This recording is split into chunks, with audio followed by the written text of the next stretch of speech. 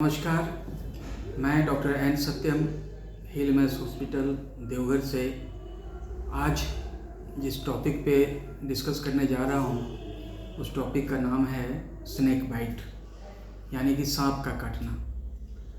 दोस्तों, सांप हमें तब तक नहीं काटता जब तक हम उसे छेड़ते नहीं हैं। उस पर पैर पड़ जाए तो वो काट सकता है। गलती से सांप के एरिया में जाके आप किसी चीज़ को हटाए, सांप वहाँ पे है तो वो डस लिया। अमूमन ऐसे सांप जा रहा होता तो आपको नहीं डसता, लेकिन एक सांप करेत है जो 100 लोगों को काटता है। तो आज हम लोग जो डिस्कस करेंगे कि सांप काटता है, उसके काटने से शरीर पे क्या असर होता है। मोस्ट इम्पोर्टेंट कि सांप काटे तो क्या करना है, और उससे भी ज़रूरी कि क्या नहीं करना है। तो दोस्तों, मैं बताऊं कि हमारे देश में 300 से भी ज़्यादा सांप की प्रजातियां पाई जाती हैं, लेकिन आपको जान के हैरानी होगी कि सारे के सारे पॉइजनस नहीं होते हैं। सिर्फ 4 सांप हैं जो पॉइजनस हैं, जो जानलेवा हैं, जिसके काटने से हमारी मौत हो सकती है। जिसमें सबसे पहले आता है कोबरा, दूसरा आता है करेत, तीसरा आता है रसेल वाइपर और चौथा आता है सॉ स्केल्ड वाइपर। सिर्फ यही 4 सांप है जिसके काटने से हमारी मौत हो सकती है। तो सांप हम लोगों को काट लिया, क्या करना है? सबसे पहले क्या करना है, बिल्कुल घबराना नहीं। जिस भी पार्ट में सांप ने काटा हो उस पार्ट को, उस लिम्ब को इमोबिलाइज कर देना है। इमोबिलाइज का मतलब है कि उस पार्ट को रेस्ट में डाल देना है, मूवमेंट उस पार्ट का नहीं होने देना है। तो रेस्ट में डालने का तरीका क्या है, किसी भी रॉड, कोई भी लकड़ी का एक टुकड़ा, स्केल सपोर्ट देके और बैंडेज से बांध दिया जाए। बैंडेज नहीं हो तो गमछे से बांध दिया जाए ताकि हाथ सपोर्ट में रहे, और ले करके तुरंत नज़दीकी सरकारी अस्पताल है, आप वहाँ लेके जाएंगे। वहाँ जान बचाने के लिए आपके डॉक्टर आपको ASV देते हैं, एंटी स्नेक वेनम, और जिससे आपकी जान बच सकती है। इससे ज़्यादा ज़रूरी क्या है कि क्या ना करें। तो मैं बताऊं कि जब भी आपको सांप ने काटा हो तो कभी भी काटे हुई जगह पे चीरा नहीं लगाना। कभी भी काटे हुई जगह पर से शक करके जहर बाहर निकालने की कोशिश नहीं करना, जैसा आमतौर पर फिल्मों में दिखाया जाता है। बिल्कुल नहीं करना है।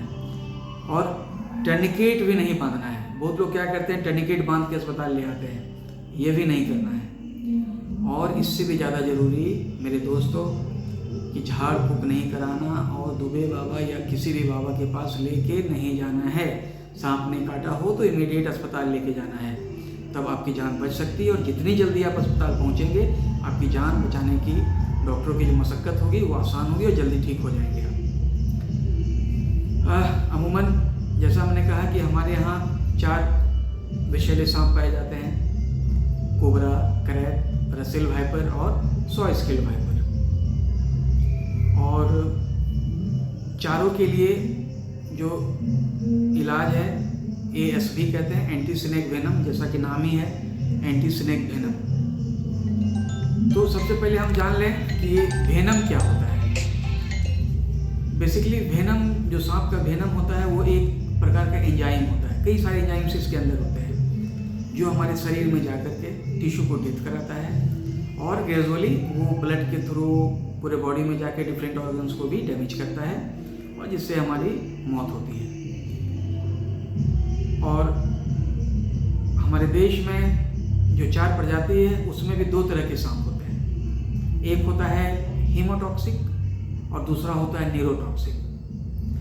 न्यूरोटॉक्सिक जो सांप होते हैं उसमें करेत और कोबरा, और जो हीमोटॉक्सिक होते हैं वो होते हैं रसेल वाइपर और सॉ स्केल्ड वाइपर।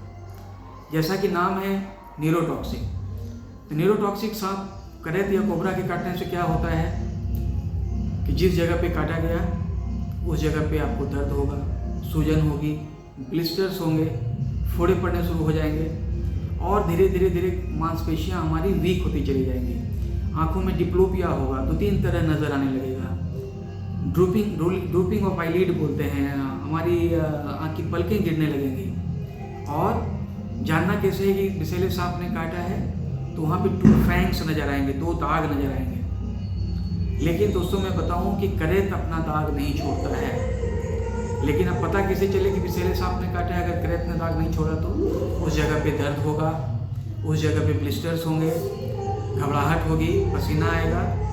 तो अमूमन उस पेशेंट को उठाना है, इमोबलाइज करके हुए हॉस्पिटल ले जाना है। डॉक्टर साहब वहाँ एसवी लगाएंगे और मरीज ठीक हो जाएगा। हीमोटॉक्सिक में क्या होता है?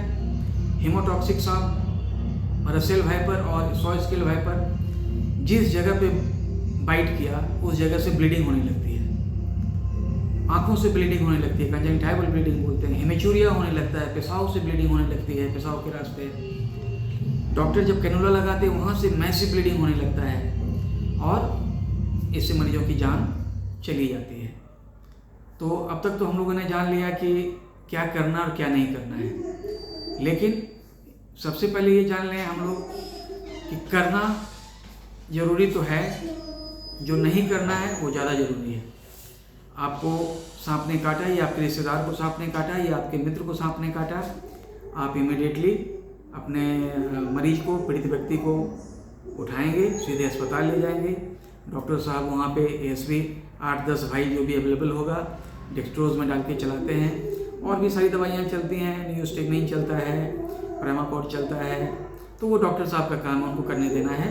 आपका काम है बस कोई भी मरीज अगर आपको दिख गया सांप ने काटा, उठा के सीधे अस्पताल ले जाइए और उनकी जान को बचाने में आप मदद करिए। एक और बहुत इंपॉर्टेंट बात मैं बताता हूँ, मेडिकल के स्टूडेंट्स जो बच्चे पढ़ रहे होते हैं, एक बहुत आम क्वेश्चन पूछा जाता है स्नेक बाइट से रिलेटेड कि रीनल फेल्योर किस सांप के काटने से होता है। तो एक ट्रिक है, याद रख लीजिए बच्चे जो पढ़ रहे हैं, रीनल टॉक्सिक्स मतलब किडनी का failure, R for Russell viper, R for renal failure. तो रसेल वाइपर के काटने से रीनल फेल्योर होता है, इस चीज़ को जान लेना है। और एक बहुत कॉमन चीज़ डॉक्टर के पास आमतौर पर लेके आते हैं, हम लोग के हॉस्पिटल में लेके आते हैं, लोग क्या करते हैं ना, टाइट टर्निकेट बांध देता है सांप के जहाँ पे काटा उसके बगल में। तो ये नहीं करना है।